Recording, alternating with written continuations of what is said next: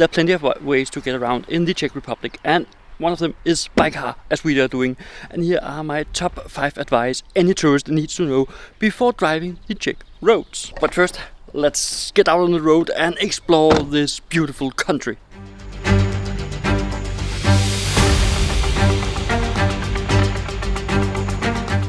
So tip number 1 is one that will save you money, because first of all, driving on the motorway or highway or freeway, or it's not a freeway by the way, costs you money, because they have this vignette you need to have in order to drive on the highway.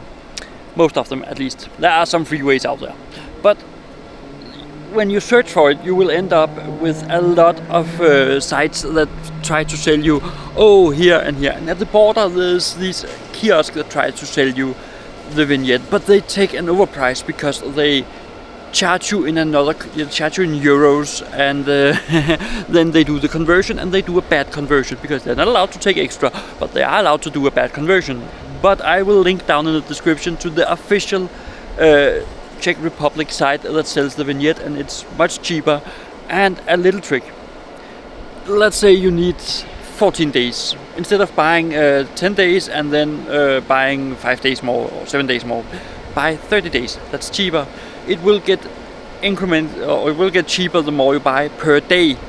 So just be mindful of that. So know how many days you're going to drive in the Czech Republic and buy after that. But down in the description you will find the link to the official Czech site to buy the vignette. And let's head out back onto the road and find the next tip I'll have for you.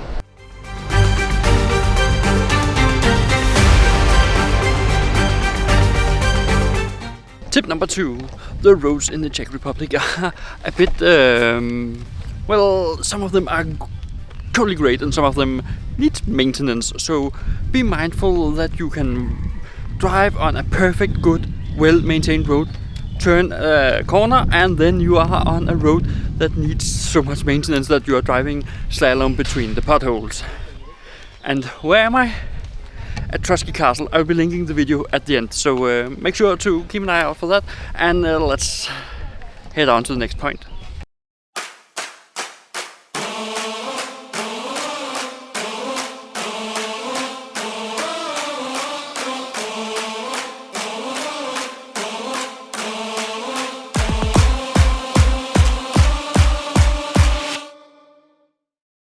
Tip number 3. Be aware that the cars out here, either you are driving with someone who drives almost like the rules, 5 below the speed limit and stops at every stop sign, or you get overtaken by a van that drives batshit crazy, overtakes you in a 50 zone with 130 in an hour. And yeah, that's just the Czech traffic. It is a combination of order and chaos, and you can't spot who's who out here, but just follow the rules and they will try to not hit you. No one has hit us until now, so follow the rules and be aware of your surroundings. And let's hit for point number 4 at another place, because it's a little more delicate. Oh yeah, and I almost forgot, bonus advice: if you are in an EV, rarely see any stands filled up. So EVs have great charging capabilities, at least of 2025, because, well, they got the infrastructure, they don't got the cars at the same rate as if you take Norway or Denmark or something like that. But I'm sure it will come, so this tip might be dated in a year or two. My camera decided to go on a strike. I don't know why, but I don't got tip number 4 and 5 in my camera files. So you will get them right here. If you have something against it, please write it down in the comment, because that way I'll know that I need to go back and remake them. But tip number 4.